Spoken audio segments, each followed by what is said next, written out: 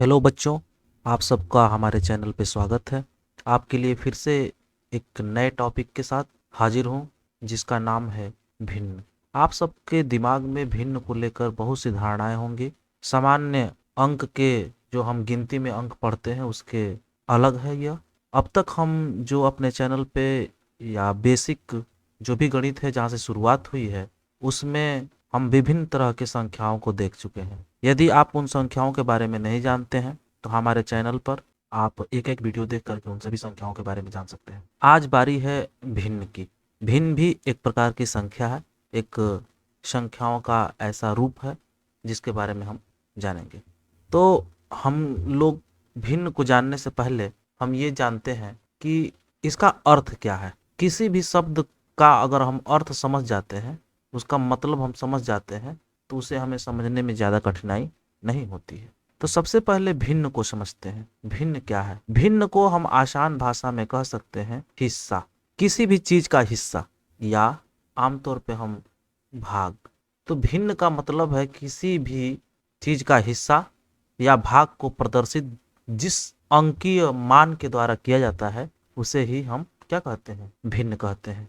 तो हम उदाहरण के द्वारा समझते हैं भिन्न की अवधारणा क्या है। अवधारणा मतलब इसकी शुरुआत कैसे होती है। तो आपके सामने दो चित्र दिए हुए हैं, आप देख रहे हैं। एक चित्र जो संपूर्ण है, इसको हम वृत्त कहेंगे, या क्या कहेंगे? वृत्त। इस चित्र को अगर आप पहचानते होंगे तो यह वृत्त है। और इस वृत्त को हमने बराबर भागों में बांट दिया।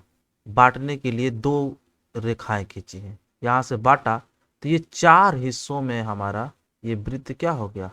बट गया। या कोई भी वृत्ताकार कागज लीजिए और उसको दो मोड़ लगा दीजिए और फिर उसको खोलेंगे तो कुछ इस तरह का आपको मोड़ा हुआ भाग ये दिखेगा, ऐसे और इससे। इसका मतलब क्या है? भिन्न की शुरुआत यही से शुरू होती है, इसी हिस्से को दर्शाने के लिए। जैसे आपसे कहा जाए कि ये कितने चित्र हैं, ये चित्रों की संख्या कितनी है, तो आप तत्काल उत्तर दे देंगे। आपका उत्तर होगा कि सर एक चित्र है और वो वृत्त का चित्र है। लेकिन अगर इसमें से कुछ हिस्सा हम निकाल देते हैं, मान लीजिए कि हमने यह हिस्सा निकाल दिया जो चित्र के सामने आप लोगों को दिख रहा है, ये हिस्सा, ये जो हिस्सा है, मैं कहता हूं आप लोगों से कि ये जो रंगा हुआ भाग है ये कितना है, तो शायद अगर आपके भिन्न के बारे में आपको समझ नहीं होगी तो इसका उत्तर आप नहीं दे पाएंगे। अगर भिन्न की आपके पास समझ होगी तो आप तत्काल इसका उत्तर दे देंगे। तो जिनको इसका उत्तर पता है वो कमेंट बॉक्स में लिख सकते हैं, और जिनको नहीं पता है वो आगे इसको, इस वीडियो को देखें और समझें कि कैसे इसको समझेंगे। तो पहले ये कितना चित्र था? एक।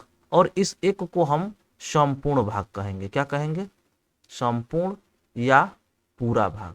ये पूरा एक था, अर्थात एक था, एक था। अब इसको, इस भाग को अगर हमें बताना है तो इसको हम अंकीय मान इसका क्या हो, अंक में हम क्या लिखेंगे? अंक में इसका मान। गणित क्या है? एकदम वास्तविक चीज, 100% के आसपास का चीज बताता है। ये एकदम एक है और इसका ये हिस्सा कितना है, तो हम कहेंगे कुछ हिस्सा हो सकता है, आधा हो सकता है, तिहाई है, या क्या है। तो जो ये शब्द हमने आप लोगों को दिया है आधा, तो ये भाग है। इसका कितना भाग है, तो ये जानने के लिए यही है भिन्न की अवधारणा। इसी को हम समझेंगे अंकों में इसे कैसे लिखेंगे। तो सबसे पहले इन दो शब्दों को हमें, इन दो शब्दों के मतलब को समझना पड़ेगा। अंश का मतलब होता है हिस्सा, भाग, जो हम पीछे बता चुके हैं कि अंश का मतलब होता है भाग। अगर इसको हमने चार भागों में बांटा, कितने भागों में बांटा? टोटल को हमने बराबर भागों में। यहाँ ध्यान देने वाली बात है कि इसको चार हिस्सों में, बराबर हिस्सों में मैंने बांटा, तो चार अंश में बट गए। तो एक किसी अंश को अगर हम ये रंगा हुआ ले रहे हैं तो ये कितना अंश हुआ? इसको केवल ले रहे हैं तो एक अंश हुआ, एक हुआ। इन दोनों को ले रहे हैं तो दो अंश हुआ, इन तीनों को ले रहे हैं तो तीन अंश हुआ, मतलब इन सभी को ले रहे हैं तो तीन अंश हुआ। ठीक है। और ये चारों अंश मिल करके कितना भाग बना रहे हैं? एक संपूर्ण भाग बना रहे हैं। तो अंश क्या है? किसी भी संपूर्ण भाग का कुछ हिस्सा या टुकड़ा को हम अंश कहते हैं, अंश के रूप में हम जानेंगे। बड़ा महत्व है इसका। और दूसरा है हर। हर क्या होता है? कि किसी भी संपूर्ण हिस्से को जितने बराबर भागों में बांटा जाता है उसको कहते हैं हम हर उसका। तो ये एक एक संपूर्ण हिस्सा था, इसको 4 बराबर भागों में बांटा गया, तो इसका हर समय क्या होगा 4। हर बदलता नहीं है बार बार, हर क्या होता है निश्चित रहता है। किसी भी वस्तु को हम जब बांटते हैं, किसी भी वस्तुओं के समूह को हम जब बांटते हैं तो हर समय क्या होता है निश्चित, क्योंकि वस्तुओं की संख्या तो निश्चित रहेगी, वस्तुओं की संख्या ही हर है। जितनी वो वस्तु है उसको हम हर कहेंगे, और जितने में बांटेंगे, जितने अंश में बांटेंगे, अंश का मतलब हिस्सा लगाएंगे, उन वस्तुओं को जितने भागों में हम बराबर बराबर बांटेंगे उसी को हम अंश कहते हैं। यही हो गई भिन्न की अवधारणा। आपको हमको लगता है कि समझ में आया होगा, नहीं समझ में आया होगा तो कमेंट बॉक्स में जरूर हमको लिखिएगा। अब इससे हम स्पष्ट करने के लिए आप लोगों को एक चित्र देते हैं। ये एक संपूर्ण हिस्सा है, आप देख रहे हैं, इस चित्र को आप समझ भी रहे हैं, ये वर्ग है। और वर्ग में अगर हम बीच में से ऐसा हम एक लाइन खींच दें, इस कोने को मिला दें, इस कोने को हम मिलाते हैं तो एक चित्र प्राप्त होता है जो इधर हम बगल में लिखे हैं।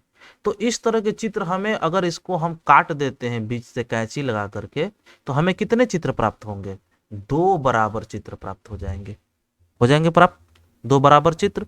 तो हमने इसको कितने भागों में बांट दिया, 1 भाग्य 1 भाग्य। तो सबसे पहले हम ये जानते हैं अवधारणा में कि वस्तु कितनी थी, एक संपूर्ण भाग था। अब इसको जब हम बीच में से काटे तो कितने भागों में, ये बराबर भागों में बट गया, या इसको हमने 2 बराबर भागों में बांटने के लिए बीच से क्या कर दिया, काट दिया। 2 बराबर भागों में बांटने के लिए हमने क्या कर दिया, बीच से हमने काट दिया, तो ये हमारा 2 बराबर होगा। जब इस 2 बराबर भाग को हमने, एक भाग को हम यहाँ ले लिए, तो इस एक भाग को ही लिखने के लिए हमें भिन्न की आवश्यकता पड़ती है। इसके आंकिक मान को लिखने के लिए हमें भिन्न की आवश्यकता पड़ती है। एक विधि है, भिन्न के द्वारा हम इसको दर्शा सकते हैं। तो कैसे दर्शाएंगे, जितने भागों में बांटा गया वह भाग कहलाएगा हमारा हर। क्या कहलाएगा, हर।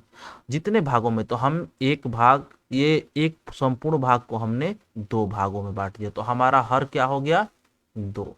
और कितना भाग लिए इसमें से, इसको लिखना है, इस पूरे को, इस चित्र को दर्शाना है, तो इसके लिए ये कितना है उसका, तो 1 टुकड़ा लिए हैं, तो 1। अब इसको लिखेंगे कैसे, 1 लिए हैं, इसको लिखेंगे कैसे, तो अंश सदैव ऊपर रहता है, अंश सदैव क्या रहता है ऊपर, और बीच में ये हिस्सा या बट्टा, इसका नाम है। चित्र को आप लोग देखे होंगे, इस संकेत को, ये बट्टा या हिस्सा कहलाता है अंश। और कितने का अंश है, तो 2 का। हर, हर ये अंश, हर का कितना अंश है, तो ऊपर दर्शाएंगे।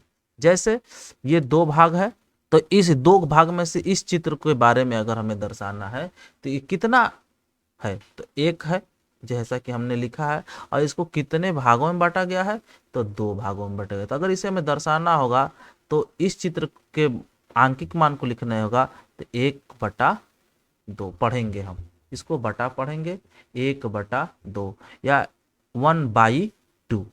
क्या बोलेंगे, 1/2 पढ़ेंगे। अब आगे देखते हैं कि यहाँ चित्र आप लोगों के सामने एक मैंने कुछ चित्रों की टोकरी लेकर आया है, और इससे प्रैक्टिस करके हम समझ लेते हैं कि भिन्न को लिखेंगे कैसे। इस चित्र में हम देखेंगे कि इन सभी चित्रों के हम आंकिक मानों को देखेंगे। सबसे पहले रंगे हुए भागों को हम कैसे दर्शाएंगे, तो 3 बातें हम सीखे। सबसे पहले उसको हम याद करते हैं।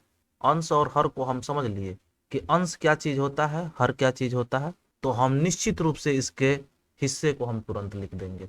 तो अंश क्या होता है कि जिसके बारे में, तो मान लीजिए रंगा हुआ भाग को, ये एक वस्तु है, मान लीजिए ये एक सवाल है, ये आपका प्रश्न है, ये फिगर आपके सामने दिया गया है, और आपसे कहा जा रहा है कि इसके जो रंगीन भाग है, इसमें से जो रंगीन भाग है उसको आंकिक मान क्या होगा।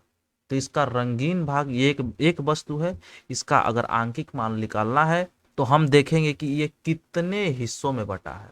तो हम देखेंगे कि 2 बराबर भागों में बटा है। कितने भागों में बटा है, तो जितने भागों में बटा है उसको हम हर कहते हैं, 2 नीचे लिख लेंगे। और जिस हिस्से, रंगीन भाग को पूछा जा रहा है, तो रंगीन भाग कितना है, तो 1 है, तो 1।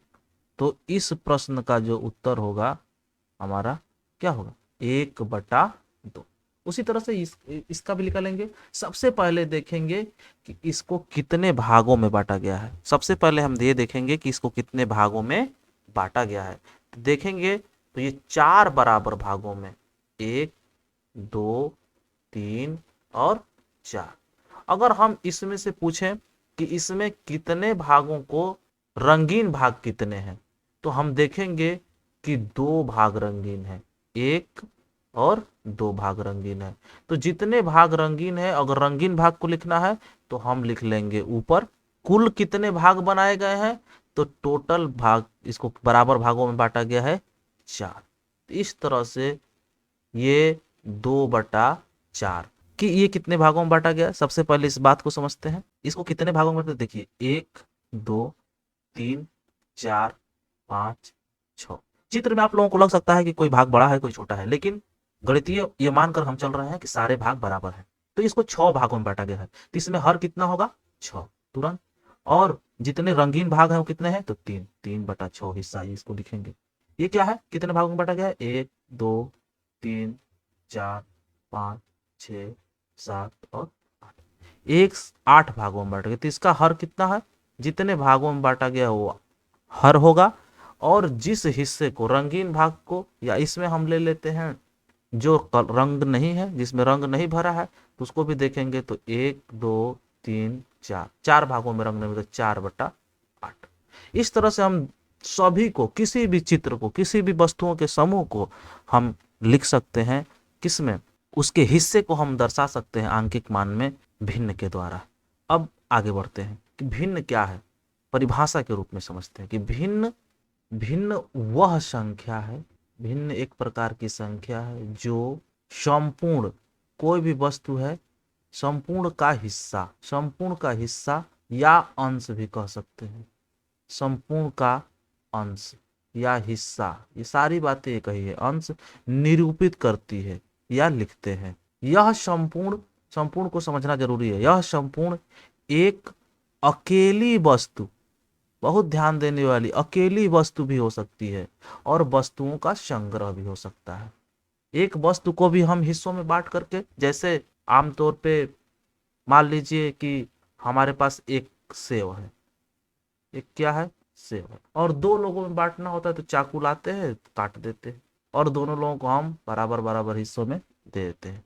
वस्तुओं के समूह में कैसे हम दर्शाएंगे, तो हमारे पास आप लोगों को देखना है कि वस्तु इतनी है, वस्तुएं क्या है, बहुत इतनी तरह की वस्तुएं हैं। सारी वस्तुओं को हम सबसे पहले करेंगे गिनना शुरू करेंगे, तो गिन लेंगे 1, 2, 3, 4, एक लाइन में 4 है, 4, 4, 8, 4, 12 वस्तुएं हैं। और अब कुल वस्तुओं की संख्या है 12, और इन वस्तुओं में से रंगे हुए भाग कितने हैं अगर पूछना है मुझे, तो रंगे हुए 4 है। रंगे हुए कितने हैं, 4। तो हम कहेंगे कुल हिस्से का 12 का 4 कितना भाग है, 12 का 4 कितना भाग है। इस तो हम इसको भिन्न के द्वारा हम दर्शाएंगे कि 4 भाग रंगा हुआ है और कुल 12 भागों बराबर भागों में बटा हुआ है, तो 4 हो गया अंश, अंश हो गया हमारा 4, और हर हो गया हमारा कितना, 12, क्योंकि 12 बराबर भागों में, यही हम भिन्न के द्वारा दर्शा देंगे 4/12। उसी तरह से इसको 1, 2, 3, 3, 3, 6, 3, 9 है, और इसमें रंगा हुआ भाग कितना है, तो 3 है। तो 3 रंगा हुआ भाग को अगर हम इसमें से बिना रंगा हुआ भाग को निकालते हैं, तो बिना रंगा हुआ है 6, 6 को निकालते हैं तो 6 हो गया अंश, और कुल कितना है 9।